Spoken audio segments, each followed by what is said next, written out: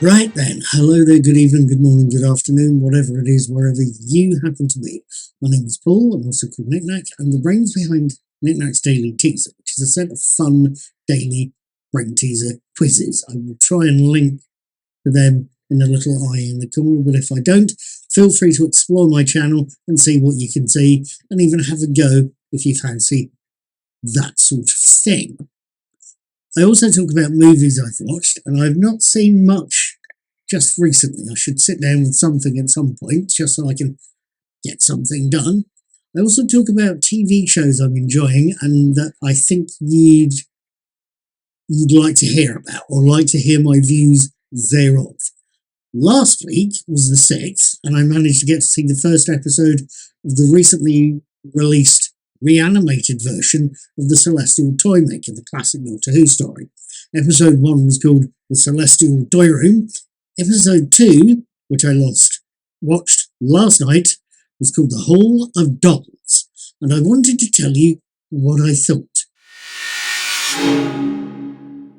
Episode 2 of The Celestial Toymaker, The Hall of Dolls, picks up from episode 1 and reminds us that the first Doctor, Stephen, and Dodo, William Hartnell, Peter Purvis, and Jackie Lane, are trapped in the domain of the evil Toymaker, played by Michael Gough, with the Doctor being forced to play a trilogic game against the Toymaker and Stephen and Dodo facing a sinister puzzle. This week, Stephen and Dodo find out exactly what last week's puzzle meant. This next room that they're in tonight has 7 chairs, one of which is safe to sit on, the other 6 of which are absolutely deadly. The only way to work it out, which is by using the giant dolls hidden in cupboards made to look like the TARDIS. And the only real obstacle is the King and Queen of Hearts, Campbell Singer and Carmen Silvera. The King and Queen want to get out of the Hall of Dolls just as much as our heroes. So, what did I think of episode 2? What did I think of the Hall of Dolls?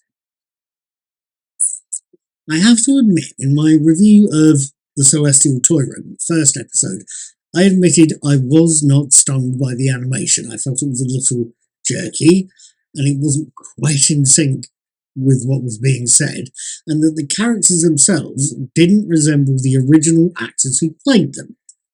I'm still not convinced by this episode of that resemblance. I feel it may be in part because the characters' facial expressions have been built on the motion capture performers' faces rather than on the original actors. And I also feel that the producers didn't get the image right for those actors from this story. I don't know the exact technicalities, unfortunately, much as I would love to, just that the resemblance I prefer to see isn't there.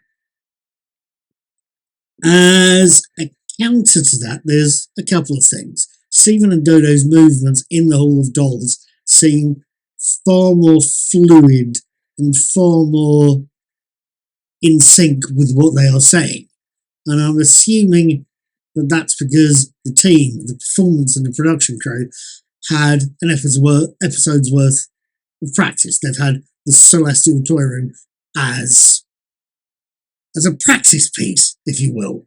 I don't know for sure, but all I can say for sure is that the motion of Stephen and Dodo and of the Toymaker, originally played by Michael Gough, and of William Hartnell's separated hand seemed smoother. They weren't the only characters to feature in the episode. Alongside them, we had the King and Queen of Hearts, Campbell Singer and Carmen Silvera, working with the Knave of Hearts, Peter Stevens, and an aging Joker played by a relatively unknown to me, Reg Lever. And of the 4, the design of the King and Queen, in fact, of all 4 of them, caught my attention. They looked like a cross between the bog standard paper playing cards or stiff fabric card playing cards and the early CGI figures used in Dire Straits' hit money for nothing. Go look up the video, it's really something to watch. And at the time, it was groundbreaking. But they seem to have the characters, the king and queen, have the look of those early CGI figures, very segmented. It's quite good to see, I think. Combine all of that with the characters' juddery movements, we have a very creepy set of characters that I found incredibly watchable and just ever so mildly odd. It's about this point I'm going to make something of a left turn, a bit of a diversion, and it's one that features the King and Queen of Hearts. You see, I know for a fact that this version of the Hall of Dolls has been edited, and for good reason, I think. The original broadcast version of the episode, way back in 1966, features a version of the old nursery rhyme, Eeny, meeny, miny, mo, catch a tiger by the toe, if it hollers, let it go, eeny, meeny, miny, mo, with the word tiger replaced by the N-word. Yes, that N-word, the one that starts with N and unfortunately rhymes with bigger. And it's a word I'm trying to avoid using in part because I don't want a community strike from my YouTube or from Blogger, who has my blog. It's partly because of that, I don't want the trouble, but it's also mostly because I was brought up to believe using the word is rude. It's rude to black people, it's rude about black people, and I was brought up to believe A, it's rude, and B, not using it is a good idea. Sue me. The reason I mention it here is because I know from the various records I've seen that it was used in the story, and I believe it was in the scene originally, some 20 minutes into the episode, where the King and Queen of Hearts are trying to work out who's going to sit in the last remaining chair. One suggests picking lots with matches, the other with a trick coin. It's either then, or it's around the 12-minute mark where the king is trying to pick a chair at random. He goes, it's muffled. You don't hear him say anything. So having not heard other versions of the audience, I couldn't tell you for sure where it was.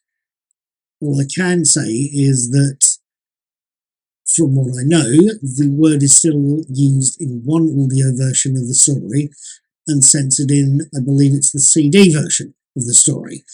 Either way, it's thankfully edited out of this version, and I couldn't be happier.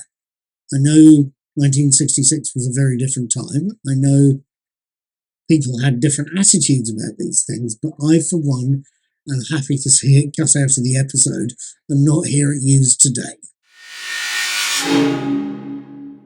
Right, with all of that lot said, done, dusted and swept under the carpet, what did I make of episode 2? What did I make of the Hall of Dolls? I've got to admit, I am still unsure about the resemblances of the characters to the original actors. And granted, I am unsure about the overall design, but that is countered by what looks like smoother animated motion in this episode. And with William Hartnell on holiday for the original recording of this episode, and episode 3, I am pleased to see the episode focusing on the companions for once. It's nice to see it done. Am I going to be watching another episode next week? Yes, I am. I'm going to be watching episode 3 of the Celestial Toymaker, The Dancing Floor, on the 20th of September. I will hopefully have my written and video reviews up by the 22nd. I will see you next week. Until then, take care, have fun, thank you for watching, please subscribe.